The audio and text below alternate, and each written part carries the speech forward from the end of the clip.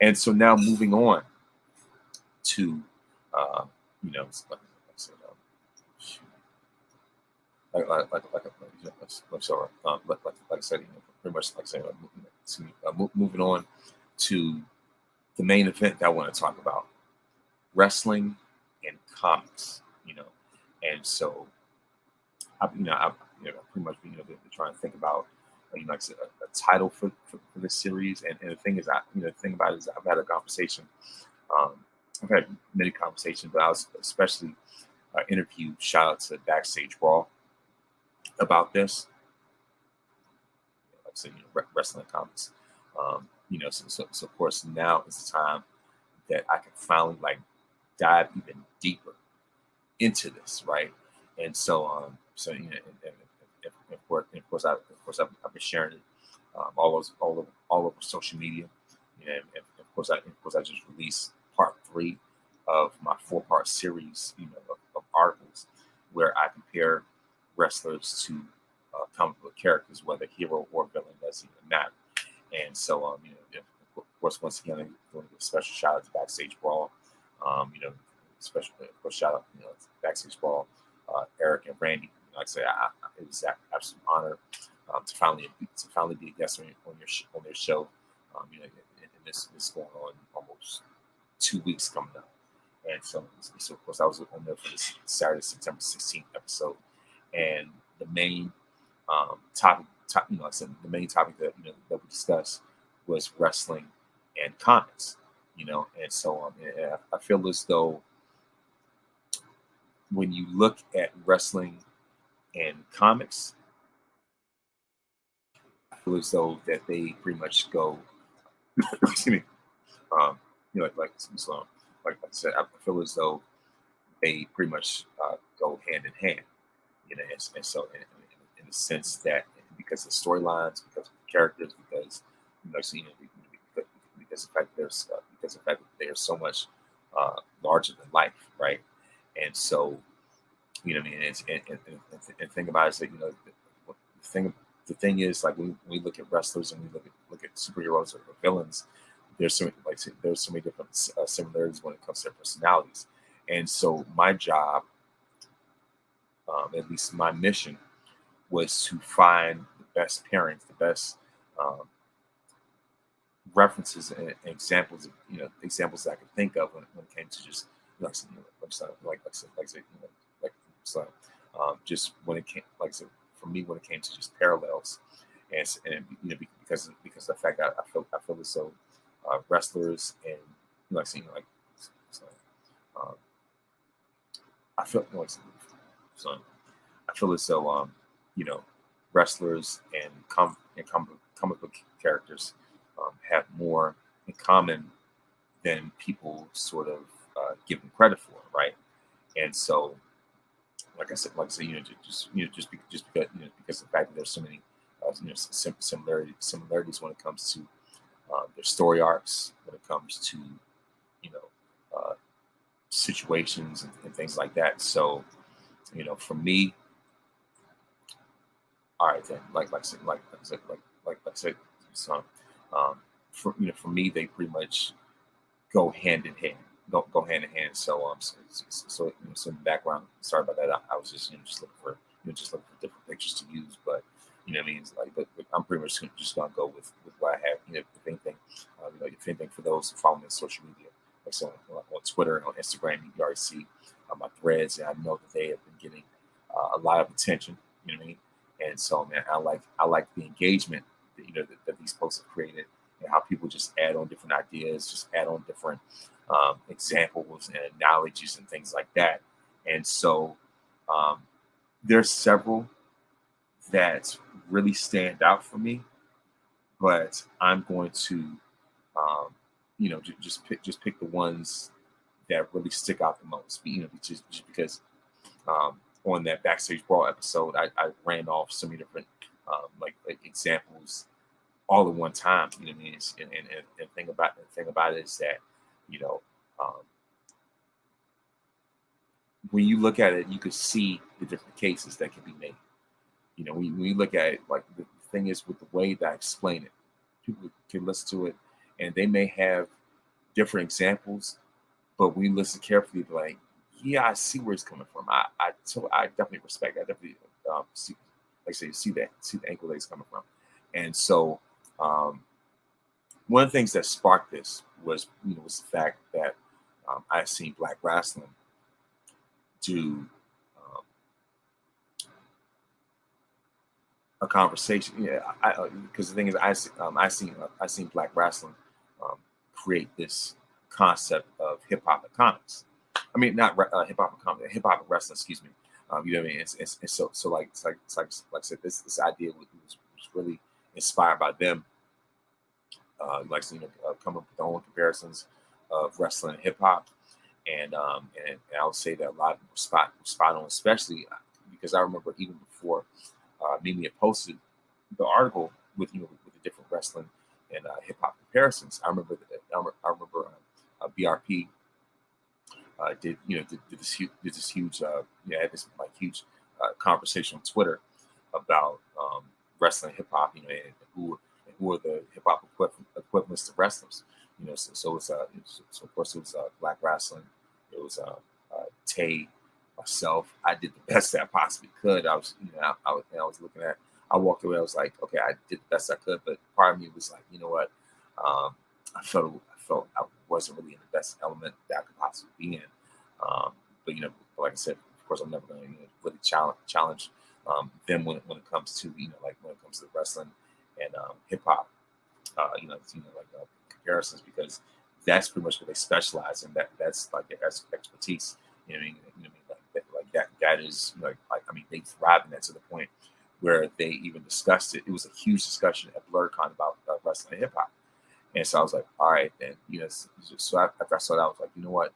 All of a sudden, the wheels started spinning for my own wrestling ideas. When it comes to wrestling and pop culture. So that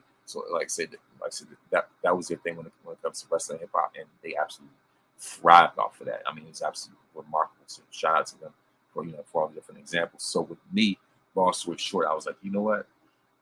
Let me come up with my own concept, something that's going to stand out in its own way. So, like I say, of course, I'm a fan of hip hop myself, and I felt as though that project was perfect, especially with this year being 50 years of hip hop. So why not, right? And um, of course, for them, that like when they had the Twitter conversation, it was all about just brainstorming, just stuff, right? So I was like, you know what? Let me just go ahead and just create my own. Like, if anything, I just create my own thread about wrestlers as comic book characters. I appreciate the way that thread caught on, and it certainly sparked conversations. It certainly, I certainly believe that it sparked ideas for people to come up with their own analogies to come up with their own references and things like that. So really, that's ultimately what this is all about. And like I said, I like the way that it's created dialogue, and often very funny dialogue as well. It's some of the responses was just downright hilarious with some of that stuff. And of course, if Randy and Eric have been watching later on, they know exactly what I'm talking about. But of course, like I say, of course, without further ado, I know that I feel like I'm kind of been talking in circles about this, but of course, I definitely look into some, I definitely get into some of these comparisons. For one comparison that I want to talk about, I didn't really have time to talk about on the Backstage Brawl episode. I wanted to bring up The Rock and Thor, right? And so the reason why I want to go, like I said like this, the reason why I say, the reason why I picked Thor as The Rock's, the reason why I picked Thor to be, the reason why I picked Thor to be Rock's comic book equivalent is because, simply put, in order for someone to be a parallel of Thor, you got to be charismatic. You got to have physique. You got to have the strength. You got to have, you have to have, like I said, enough confidence to refer to yourself in the third person. You know what I mean? You have to be someone who knows how to bring the house down. You have to, plain and simple, you have to be someone that is in one simple word, electrifying. So, who more electrifying to be compared to the God of Thunder than the Great One himself, The Rock? You know what I mean? So, and the thing about The Rock and Thor is that both of them come from families that are dynasties. You know, of course, Rock. We all know about the legendary, iconic Anawani family, right? And so of course, how he exceeded the expectations of his grandfather, the High Chief Peter Maivia, and his dad, Rocky Johnson. And of course they become, of course, The Rock has become the symbol of the Anawani family. He's become the symbol of the Samoan dynasty. You know what I mean? And so of course, The Rock, like I said, because of the fact that The Rock calls himself the most electrifying man in sports entertainment. Of course, his resume speaks for itself. Because of the fact that because of the fact he's a 10-time world champion. He's one of the greatest. One of the greatest superstars. Just cross over major, iconic names that wrestling has ever produced. You know what I mean?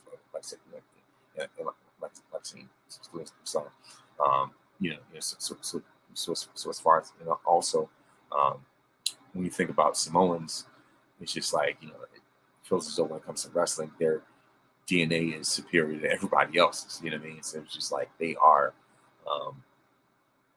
just a completely special group of people. You know what I mean? So, much like how Asgardians are a very unique, superpowered form of people. So so Samoans, Asgardians pretty much go hand in hand, just like superpowered genetics just leads pretty much just leaps and bounds above everybody else. So meanwhile, Thor, we all know he's the son of Odin. You know what I mean? And so he has exceeded his dad's expectations. And so now he has become the most successful, most successful Asgardian of all time, most powerful Asgardian, son of Asgard, son of Odin, the ruler of Asgard, the protector of all 9 realms. You know what I mean? And so the thing is, Rock and Thor are both known for superhuman strength, along with charisma. They're super duper electrifying, but also, of course, they're both known for having superhuman level egos. And arrogance had, become physically manifested. And of course, the Great One and Asgard's favorite son would perfectly fit that description. And so forth. But at the same time, they know how to back up their boasting when it matters the most, in the heat of the battle, in the heat of a war.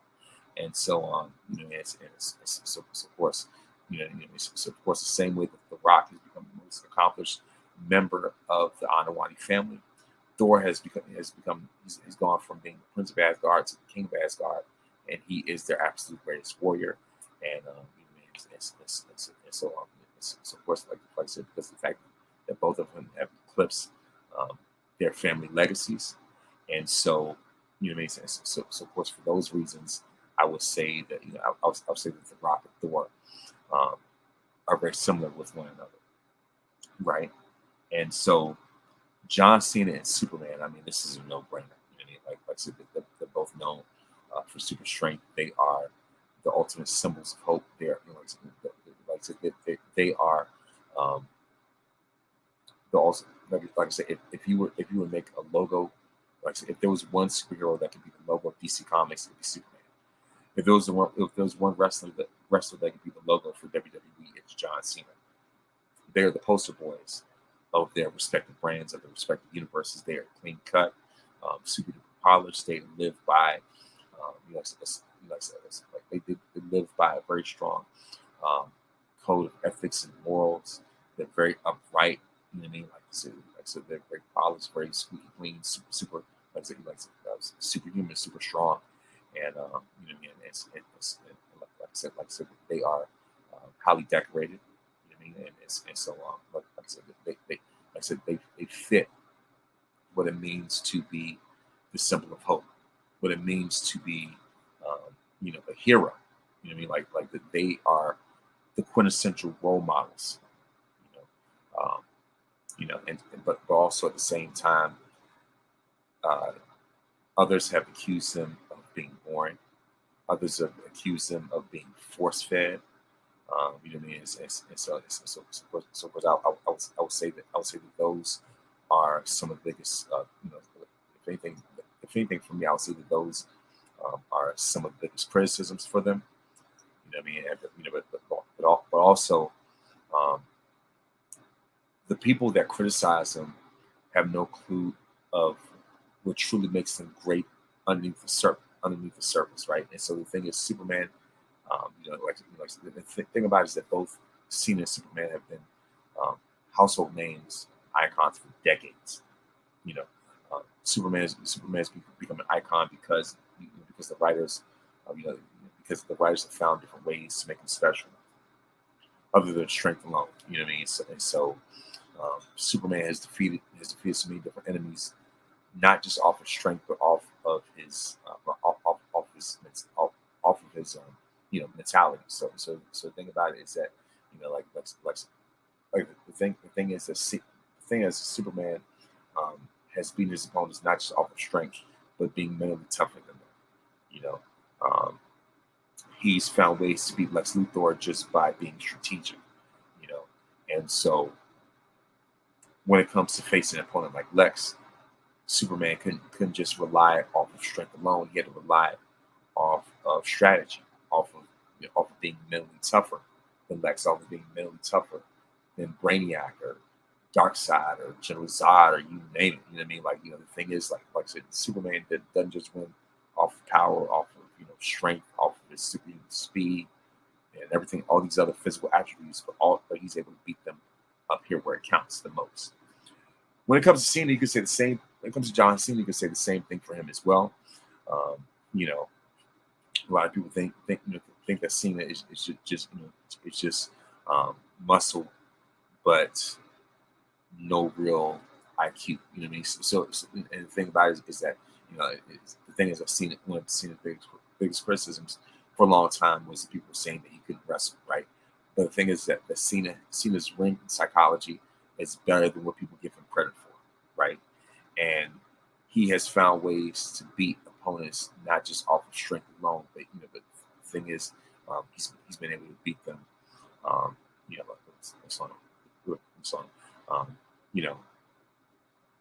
Cena's been able to beat, some of his greatest rivals from the likes of Edge, Randy Orton, Batista, and so on and so forth, off of more than just power. You know what I mean?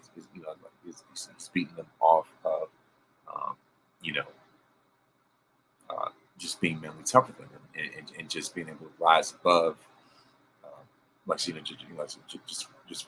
rising above opposition, just rising above adversity, just rising above whatever onslaught that they throw his way. You know what I mean? So that's in that aspect. At the most critical times where John Cena and Superman are needed the most, they rise to the occasion. So for me, that is why I have John Cena and Superman. Why I have John Cena and Superman's parallels. And and for me, I don't think it takes rocket science to figure that that John Cena and Superman are one and the same. And the fact that Cena's nickname is Super Cena, you know what I mean? So they go hand in hand. Meanwhile, I would say that Roman Reigns feels more like Injustice Superman, and the reason why I say that is because of the fact that Roman has become John Cena's successor, right? And so and think about it, initially when Roman was anointed as the heir to Cena's throne, he was met with a lot of hate. He was met with a lot of backlash. He was met, with just so much resentment from the internet crowd, right? To the point where he was booed out the building mercilessly, like for years. You know what I mean? And so, so of course got to a point where Roman just developed a darker edge, right? And he just tapped into that villainous side of him, to the point where he became bloodthirsty and became the tribal chief, and he became who he is today. And so, and also not only that, but Roman even has a move called the Superman Punch. So, I mean, they're already telling you right right then. It's right before you, right then and there. So now the Roman has become the head of the bloodline. He's become the head of the table. His tribal chief. This, like just almost like this imperial general, right? Um, he's become bloodthirsty, much like Superman. Like just in a whole nother universe, uh, we see that Superman has just gone mad, you know, and much like Roman, Superman is bloodthirsty. You know what I mean? Like who, anybody who disagrees with his way of thinking gets annihilated, gets destroyed. Case in point, look what Superman did to Shazam. Case in point, look at what Roman has done to Sami Zayn as well as Jey Uso. You know what I mean? So pretty much like, I mean, that writes itself. I mean, if you want to make a case for Roman being dark side, you know what I mean? Just because the fact that Roman's a gaslighter, dark side's a gaslighter, Paul Heyman, Brent Goodness, just like we said on Backstage Brawl. If you want to make a case for Roman being Omni-Man and Jey Uso being invincible, you know what I mean? Like, it's just like so many different possibilities. But for me, I stuck with Roman as Injustice Superman in that aspect. For for me, I would say that, I would say that Undertaker is Galactus, just because they're both sort of like final boss type of characters, whose presence is larger than life. You know what I mean? It's just like, they're very ominous, very mysterious. Um, they're known for bringing chaos and destruction in each battle that they're in. And they are super duper tough to beat when it comes to video games as well. You know what I mean? Like, for instance, Galactus in Marvel vs. Capcom 3 had to be the toughest boss to ever face in any of those games. Undertaker in 2K14, felt like it took forever to break that streak. I mean, that speaks for itself. Galactus gets his power from eating planets. Undertaker, as the streak went on, he became more powerful, more dominant. So the more wins he racked up, the stronger he became, right? And so, as far as that, and also like I said, just when it comes to their personas, like I said, when it comes to their personalities, they feel very, very similar. You know what I mean? Like the fact that they both are known for very few words, but their presence speaks for itself. And in order to beat them, you have to be very strategic. It's definitely gonna be a fight. Like I said, whether win or lose, what I mean? Like I said, it would definitely be, by the skin of your teeth, basically. You know what I mean? So like I said, they're incredibly formidable, and also, and I mean, and so like I said, just pretty much, you know,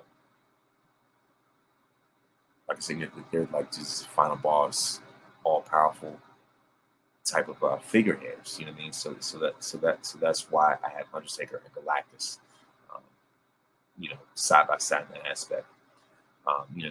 So of course, when it comes to like I said, when it comes to Shawn Michaels and Iron Man, they're both they're both legendary heroes, high flyers who have legendary egos. They've been known for bragging and boasting about their accomplishments. Like I said, they rose. And so they both had a very meteoric rise to power, meteoric rise to success, but also their personal problems, their demons got in the way, and it caused a catastrophic downfall. And so for Iron Man, his for Iron Man, his drinking problems got so bad to the point where Rhodey, aka War Machine, ended up having to be his replacement for a while. Shawn Michaels, his drug problems and substance abuse problems and things like that got so out of control that Triple H had to be his replacement as the leader of DX, right? Eventually, they both, did a 180, got cleaned up, transformed, got the lives turned around. Shawn Michaels became a born again Christian, accepted Jesus into his life. And of course, not only was his life reborn and transformed, but his career was transformed as well. He was rebuilt, rejuvenated, you know what I mean, and went on to have some of the greatest matches of his career, and had a very epic send off and an incredible ending at WrestleMania 26 against the Undertaker. So I'm not gonna count the 2018 match. That's non-canon, but anyway, but like I said, Shawn Michaels had, like I said, a rebirth, a renaissance, if you will, in that return. Whereas Iron Man, eventually, he overcame his demons. He overcame his habits. And of course, he was just like Shawn Michaels. He was rebuilt, reborn. You know what I mean? And of course, had like of course afterwards, developed the bleeding edge armor, nanotech, and things like that, and went on to have some of the greatest storylines of his career as well. Both of them settled down, had families, you know what I mean, and everything like that. So, you know what I mean. Of course, we all know about Iron Man's ending. As far as Endgame went out with a bang. You know what I mean. So as far as that, that's why I feel as though Shawn and Iron Man are pretty much one and the same. Brett and Cyclops, I mean, that's a no-brainer. That's a slam dunk right there. And of course, they're both known not only for these, they love sunglasses, but also they're quintessential leaders. They're sharpshooters, you know what I mean. And of course, they're traditionalists. They are very loyal, like no matter whether good or turbulent times. You know what I mean. So of course, Bret Hart is the most technically proficient wrestler of all time. You know what I mean. He's my estimation, and also Bret, like I said, Bret was the biggest standout of the Hart Dungeon, of the Hart family. And so on. So of course, he was a real soldier and leader during, during one of WWF's most turbulent times of all time, right? And so of course, and like because of the fact that he was a traditionalist, and and of course, there was a part of Bret that didn't really know how to make adjustments to change. Bret, as as great as he was as a technical wrestler, as great as he was as a leader and things like that, he had a way of being stuck in his ways, set in his ways. And so when it came time for a culture change in wrestling, he didn't really know how to adjust to the changing times. And that culture change came in the form of Stone Cold Steve Austin in Austin 2016. So that's when they started butt heads, right? And so when it comes to Cyclops, much like Bret, sharpshooter, Cyclops is one of the most technically proficient fighters. Not just in X-Men, but just in Marvel in general, right? He has been he's the quintessential leader. He's the ultimate leader of X-Men. Professor X is the most loyal soldier of the group, and of course he's a traditionalist, who struggles when it comes to change, just like Bret. He doesn't really handle change very well. He doesn't really handle culture change very well, right? And so, what I mean. So that's why when Wolverine arrives, him and Cyclops butted heads right away. You know what I mean? Because they both had different ideals and things like that. And so, so of course, Wolverine is a culture changer for the X-Men, and and also with the way that his popularity outshines Cyclops. I mean, that speaks for itself, right? So of course, that's because Wolverine and Stone Cold are one and the same. Both of them generally known as being loners, but they joined, but they joined a company, like I said, joined teams that represented a bigger cause than themselves, right? And so, like I said, both of them are culture changers. Both of them are known as being defiant, known as being rebels. You know what I mean? And their popularity is unmatched. You know what I mean? They're, like I said, and also, like I said, because of the fact that they were catalysts for change, catalysts for rejuvenating their respective franchises. Like I said, Stone Cold was the catalyst for the Attitude Era as they defeated WCW in the Monday Night War.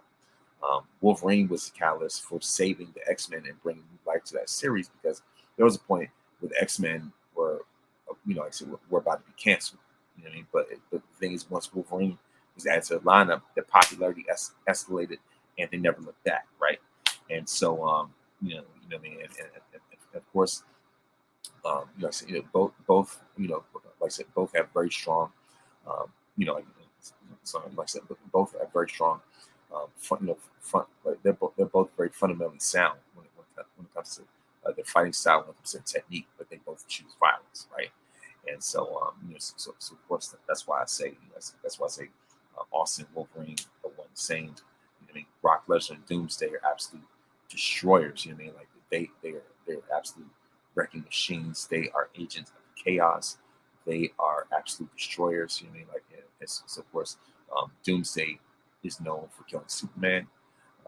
So of course, Brock Lesnar's biggest claims to fame are breaking the Undertaker streak and destroying John Cena at WrestleMania, with those 16 German suplexes, right? So those are pretty much his equivalents of Doomsday, of Doomsday killing Superman. So you know what I mean. So of course, I mean they're absolutely merciless. You know what I mean? They're ruthless monsters. You know, and Brock pretty much looks like a human version of Doomsday right now with that beard, right? And so, yeah, like I say, so as far as that, I also say that like Trish Stratus is Wonder Woman in the sense that that they are the symbols of of women's empowerment. They are the quintessential goats. When it comes to when it comes to their respective fields, Wonder Woman is is considered to be the goat when it comes to women superheroes. Trish, in many ways, is considered to be the goat when it comes to women's wrestling, right? And like saying, like they just symbolize empowerment. They're trendsetters. They're pioneers in so many different ways. I mean, that's self-explanatory itself. And Trish even has a shirt that's inspired by Wonder Woman. So they're one and the same. China and She-Hulk, that's self-explanatory. I say this powerhouse, pioneer women heroes. They broke down doors. If anything, they broke their own barriers. Like I said, when it comes to just being on the same platform as men and things like that, they're absolutely fearless in all that they did. And so, like I said, that's why I have China and She-Hulk. Now, I had to make a change. I had to call it audible when it came to Charlotte and Captain Marvel. I actually go with more so Charlotte and Emma Frost from X-Men because of the fact that they're both queens. They're both known for wearing robes. Both of them have blonde hair, very recognizable. They're both they're both very dominant. Emma Frost has, in fact, Emma Frost can turn her skin into metal and become like bullet, like crystals or whatever, and become bulletproof and things like that. Charlotte is pretty much seen as untouchable, unstoppable in her own aspect. In that sense, you know what I mean. So the thing about it is that, of course, they're both known for playing mind games as well. Emma Frost's arch rival is Jean Grey, aka Phoenix. Sasha, one of Charlotte's arch rivals, Sasha, aka Mercedes, right? And so, so as far as that, they're both known for being on the side of both good and bad, and so you know what I mean. So of course, like I said, they're both they're both known for having tip top fighting skills. You know what I mean. So like I said, just really just their demeanor, just their presence when it comes to being queens, when it comes to just royalty. You know what I mean. Just when it comes to just being dominant. I mean, so of course, they're both very influential, if you will. You know what I mean? In more ways than one, they're unquestioned leaders. You know, like I said, they're extremely formidable and highly influential. You know what I mean? So of course, that's why um, I have Charlotte and Emma Frost as comparisons, right? And so of course, for me, like I said, those are some of the comparisons I want to touch. Kurt Angle's Captain America as well. I mean, that speaks for itself. Kurt Angle is an Olympic gold medalist. Like I said, he's the ultimate, ultimate real American wrestler and whatnot. I mean, he won a gold medal with a broke freaking neck. Captain America, the greatest super soldier of all time. You know what I mean? And of course, he wears the Star Stripes. Of course, he's synonymous with the Shield. You know what I mean? Like he's synonymous, for that red, white, and blue shield. You know what I mean? So of course, they both carry the American banner very, very well. And like I said, those are some of the analogies that I want to use. Like I said, those are just some of the references and examples that I want to use. You know what I mean? Also, also a couple other ones. CM Punk as Red Hood, both problematic. You know what I mean? They're both set in their ways.